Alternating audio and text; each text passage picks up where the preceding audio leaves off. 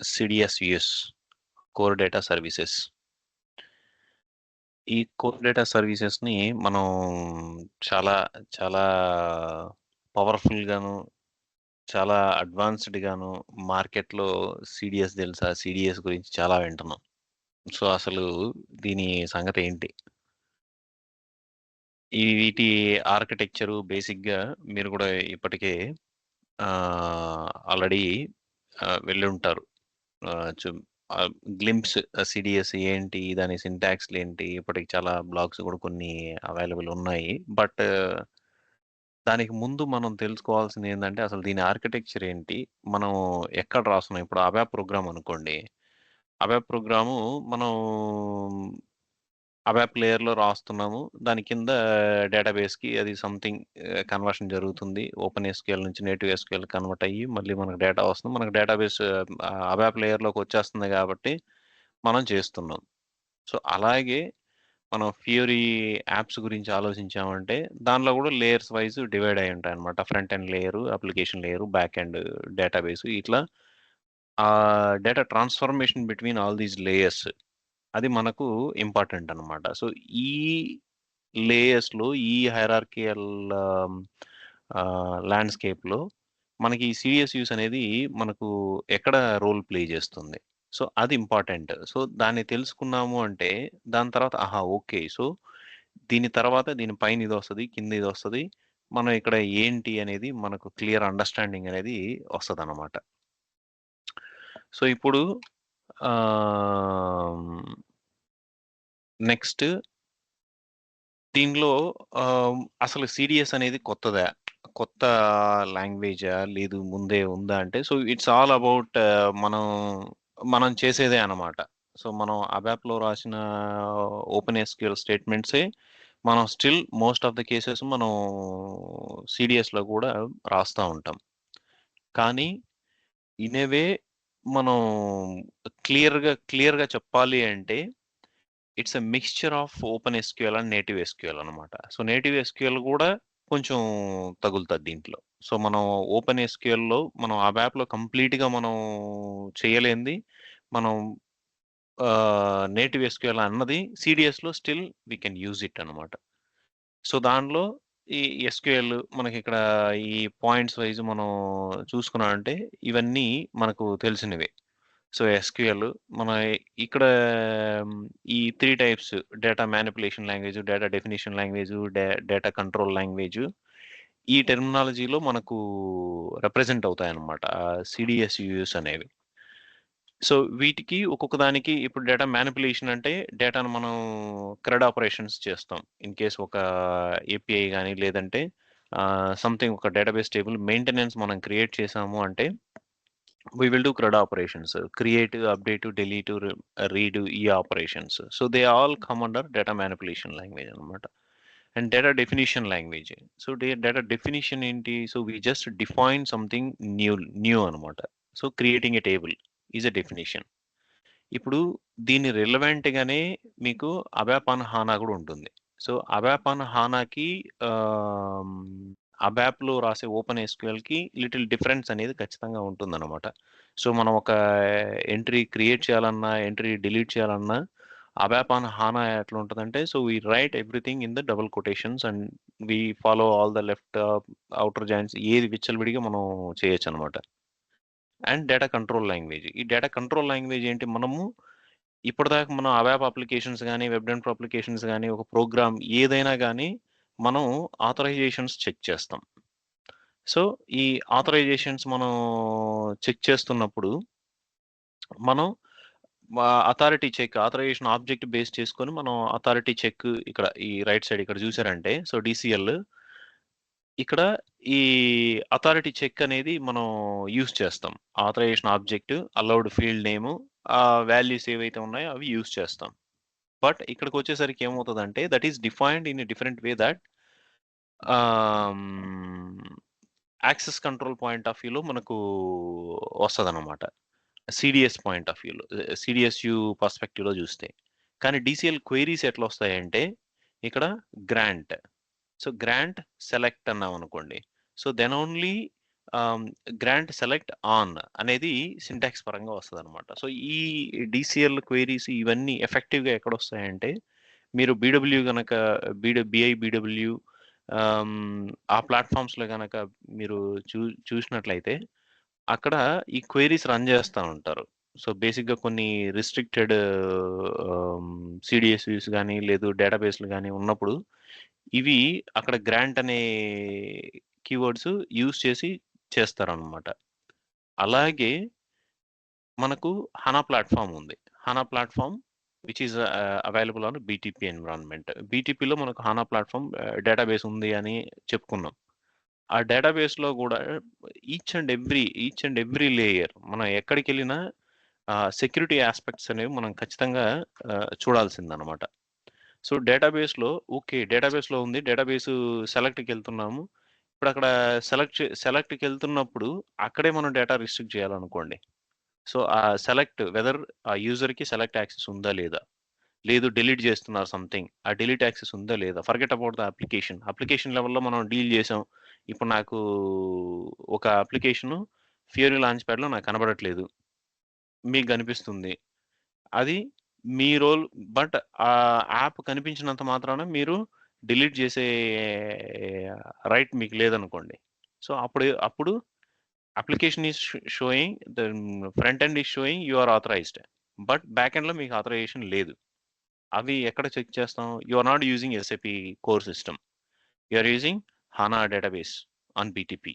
So, ఈ సిట్యుయేషన్‌లో ఏమవుతదంటే, అప్పుడు డేటాబేస్‌లోనే మనం ఇంప్లిమెంట్ చేయాల్సొస్తుంది. ఆ డేటాబేస్‌లో ఇంప్లిమెంట్ చేయాలంటే, this is how we use the administrator. Administrator will use this grant or revoke. Revoke అంటే యాక్సెస్ బ్యాక్ తీసేసుకుంటాడు. గ్రాంట్ మీన్స్ ఆ టైప్ ఆఫ్ యాక్సెస్. గ్రాంట్ డిలీటా, గ్రాంట్ సెలెక్టా, గ్రాంట్ అప్డేటా, గ్రాంట్ ఇన్సర్టా, ఈ ఆప్షన్స్ అన్నీ ఇప్పుడు ఇక్కడ చూసారా? మానిప్యులేషన్. ఈ ఈ డీఎంఎల్ కీవర్డ్స్ అన్నిటిని యూజ్ చేసి ఇక్కడ మనకు గ్రాంట్ అనేది ప్రొవైడ్ చేస్తారనమాట. సో, ఈ ఎస్‌క్యూఎల్ ఈ కీవర్డ్స్ అనేవి they are specific to HANA database. So, ఇవి ఎస్‌క్యూఎల్ నుంచి బారో చేసుకొని దో దానిలో నుంచి మనకు కొన్ని ఓపెన్ ఎస్‌క్యూఎల్ గాను, కొన్ని సీడీఎస్ లేయర్ గాను, కొన్ని ప్యూర్ నేటివ్ గాను మనకు చెప్పారనమాట. Okay.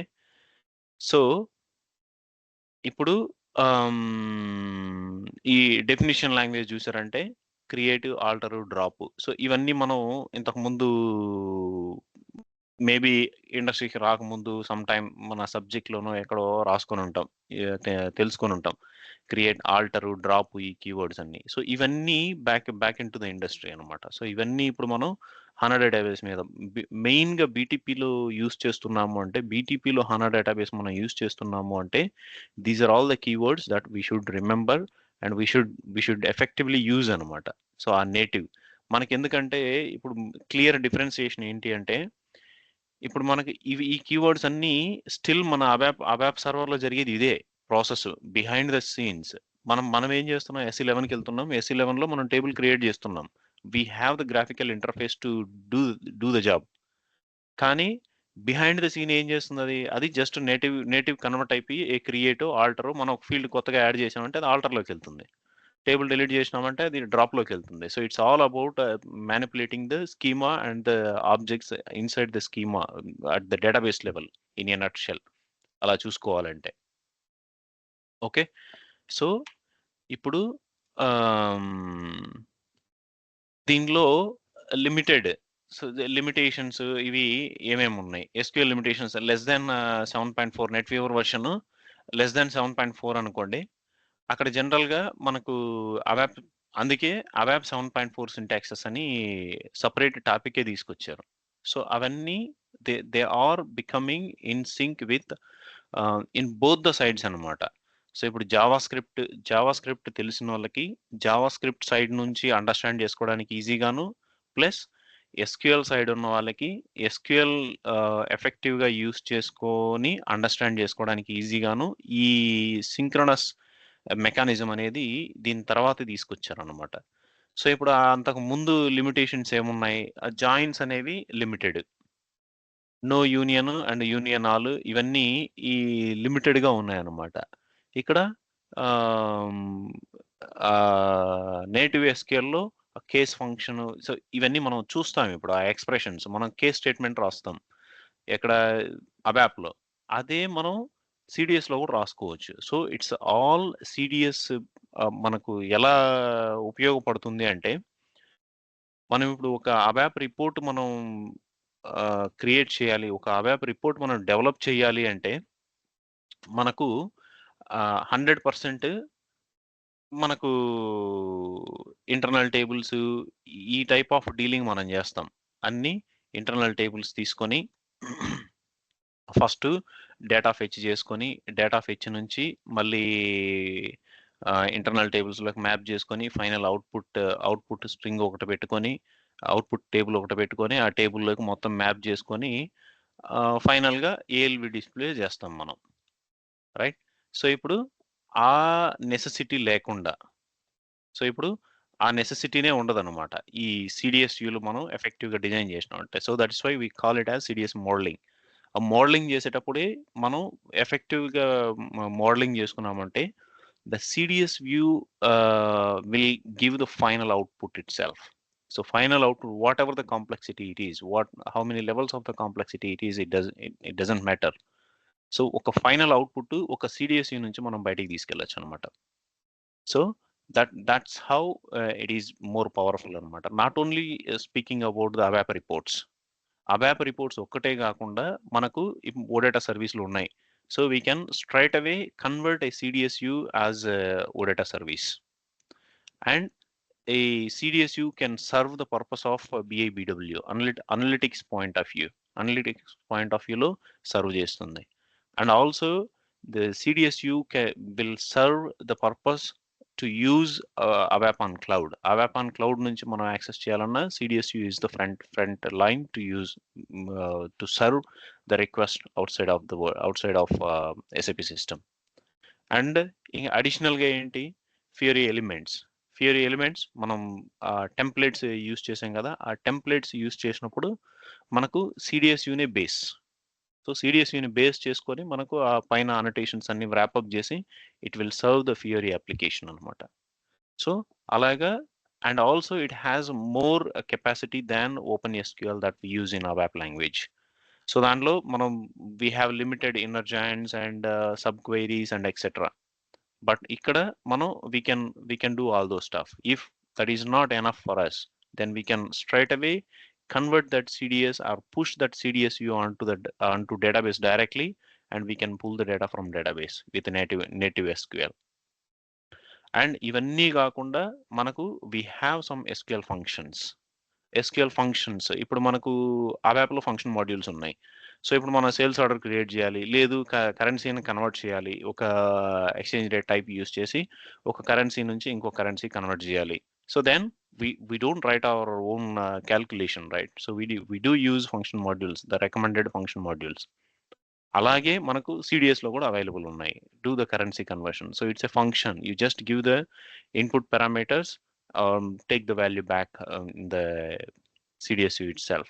So it is again an iterated process where it gives you the exact conversion rates between the currencies. Okay, and ఇక్కడ ఇవన్నీ లిమిటేషన్స్, ఇప్పుడు నేను చెప్పినవన్నీ ఇవన్నీ ఓవర్కమ్ ఆఫ్ పాసిబిలిటీస్ అనమాట. So we can do all the stuff, whatever we're saying limitations, we can do all the stuff అనమాట. So ఇక్కడ మనం టూ టైప్స్ ఆఫ్ పారాడైమ్స్ ఉన్నాయన్నమాట, code to data paradigm and data to code paradigm అనమాట. So HANA use చేస్తున్నాము మనం, CDS అప్రోచ్లో మనం వెళ్తున్నాము, ఇలా చేస్తున్నాము అంటే it is code to data paradigm anamata. So we push all the business logic, every business logic onto the database. So as the database is referred as in-memory database, we push everything onto the database, let it execute on the database because it has enough memory, and to process the data within the database itself. So then bring the data that is only necessary to present or serve the purpose or to the request. to the consumer, whoever the consumer it is. So ఇక్కడ మనకు ఎందుకు consumer user sir request అని refer చేస్తున్నానంటే multiple directions అనేవి ఉన్నాయన్నమాట సిడిఎస్యుకి. So like I side ABAP program కావచ్చు, BI BW interfaces కావచ్చు, ఈ డేటా సర్వీస్ చేయడానికి ఫియరీ అప్లికేషన్ కావచ్చు, అండ్ కీ యూజర్ ఎక్స్టెన్సిబిలిటీస్ కావచ్చు, we will bring that letter. And also ABAP on cloud కావచ్చు, ఏ డైరెక్షన్ అయినా కావచ్చు, ఒక అవాప్ ప్రోగ్రామ్ కూడా కావచ్చు. సో ఈ ఓడేటా సర్వీస్ కావచ్చు, వెబ్ సర్వీస్ కావచ్చు, సోప్ సర్వీస్ కావచ్చు, what ever it is. So మనం ఈ సిడిఎస్ యూజ్ డైరెక్షన్స్ అనేవి చాలా ఎండ్ పాయింట్స్ అనేవి ఉన్నాయన్నమాట. సో అందుకని కన్జ్యూమర్ అని మెన్షన్ చేస్తున్నాం అనమాట. సో ఆ రిక్వెస్ట్ని బేస్ చేసుకొని అండ్ ఆల్సో మనం బయట అవుట్ సైడ్ వరల్డ్కి వెళ్తుంది, అవుట్ సైడ్ వరల్డ్కి సిడిఎస్యు పబ్లిష్ అవుతుంది, ఎక్స్పోజ్ అవుతుంది in the form of API అనుకోండి. Then the gateway SADL will come in picture, and SADL will stand at the front to understand the request coming from outside of this world, and they convert the strings into the easily understandable queries of the CDS layer anamata. So it makes very convenient and flexible to the CDS engines. So ఇది code to data paradigm. So left side ఇక్కడ చూసారంటే data to code. So మనం ఇందాక మనం ఎగ్జాంపుల్లో చెప్పుకున్నట్టు ఆ web programming మనం first మనకు ఉన్న డేటాను మొత్తం అప్లికేషన్ లేయర్లోకి తెచ్చేసుకుంటాం. దాని తర్వాత ఫిల్టరేషన్స్ అన్నీ చేసి వద్దనుకున్న దాన్ని స్టాష్ చేసేసి ఫైనల్ అవుట్పుట్ ప్రిపేర్ చేసి మనం పంపిస్తాం. So there is no load on the database because the earlier infrastructure was also not designed or aligned with the required technology. So ఇప్పుడు the other paradigm is data centric approach. So code to data. So push all the business logic, whatever you want to run onto the database. That is what it is representing anamata. So ఇప్పుడు ఇక్కడ two approaches, I mean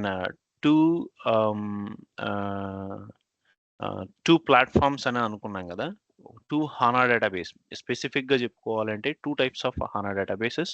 one is attached with SAP core product, and the other one is just a database. That's just database. There is no functionality, SAP functionality or ERP functionality built onto the database. That database is simply sitting on BTP. So ఇప్పుడు బీటీపీలో ఉన్న HANA డేటాబేస్ని మనం ఎలా add చేసుకోవాలి, and how we use the database or infrastructure architecture S4 హానాతో పాటు HANA database వస్తే దాని ఆర్కిటెక్చర్ ఎలా ఉంటుంది. So this is on BTP, CDS on HANA platform BTP. So దీన్ని హానా ప్లాట్ఫామ్ అని రెఫర్ చేస్తాం అనమాట.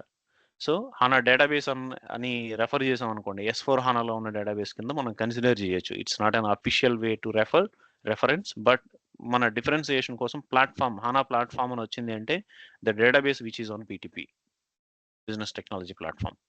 సో ఇప్పుడు ఇక్కడ this is just a simple application, UI or client coming request, and the HANA database is serving the request.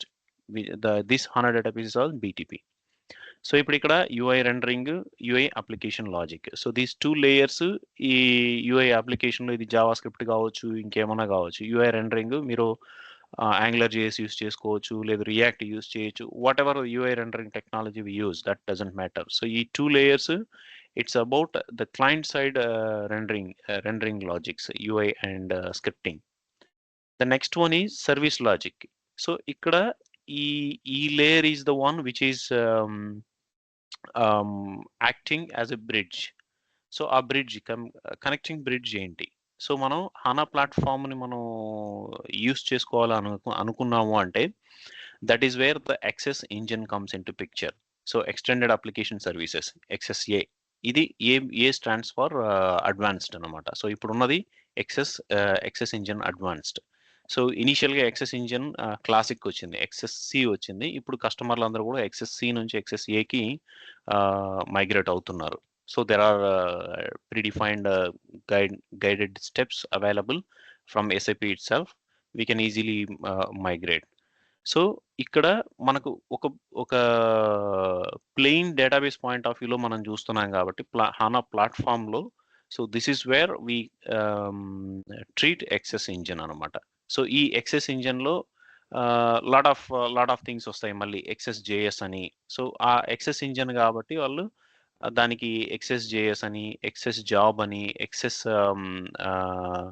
App అని, ఇలాగా different. So ఎందుకంటే ఇక్కడే ఒక అప్లికేషన్ కంప్లీట్గా డెవలప్ చేసి దాన్ని పబ్లిష్ చేసే కెపాసిటీ ఇక్కడ హానా డేటాబేస్ ఉంటుందన్నమాట. సో ఇప్పుడు మనం అబ్యాప్ లేయర్లో మనం అబ్యాప్ సర్వర్లో మనం కోడింగ్ చేస్తున్నాం అనుకోండి, ఆ కోడింగ్ చేస్తున్నప్పుడు మన సోర్స్ కోడ్ ఎక్కడ ఉంటుంది? మన అబ్యాప్ లేయర్లోనే ఉంటుంది, అది కూడా డేటాబేస్లోనే ఉంటుంది, బట్ మన అబ్యాప్ సర్వర్లోనే ఉంటుంది, మనం ఓపెన్ చేసి చూసుకోవచ్చు. బట్ ఇక్కడ సోర్స్ కోడ్ కూడా దీంట్లోనే ఉంటుంది, సోర్స్ కోడ్ హానా డేటాబేస్లోనే ఉంటుంది, అండ్ మనం ఆ అప్లికేషన్లో యూస్ చేసే డేటా కూడా మళ్ళీ అదే హానా డేటాబేస్లో ఉంటుందన్నమాట.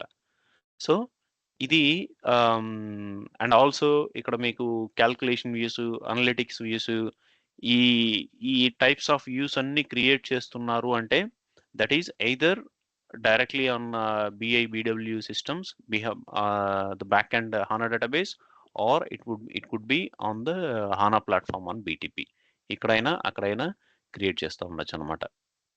And the other one is and also ఇక్కడ ఎక్సెస్ ఓ డేటా.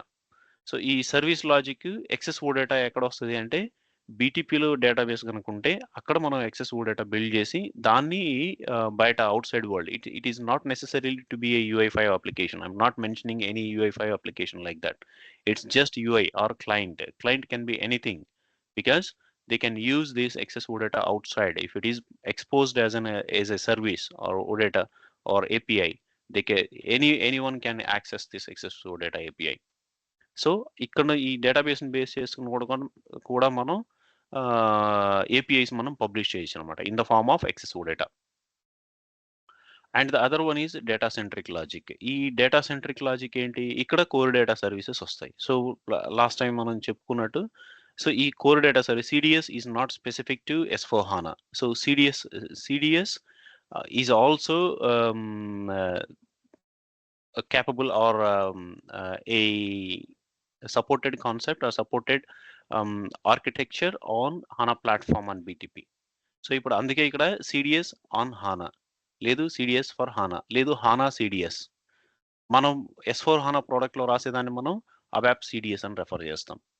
ఓకే, అబ్యాప్ CDS ఈ స్పెసిఫికలీ ఆర్కిటెక్చరే కొంచెం డిఫరెంట్గా ఉంటుంది. ఇక్కడ మీరు ఇక్కడ చూసారంటే ఇక్కడ ఏం లేదు, ఇట్స్ జస్ట్ ద హానా డేటాబేస్ చూసారా? హానా డేటాబేస్, ఈ హానా డేటాబేస్ నుంచి డైరెక్ట్గా హానా డేటాబేస్లోనే మీకు కోర్ డేటా సర్వీసెస్ బిల్డప్ అవుతాయి.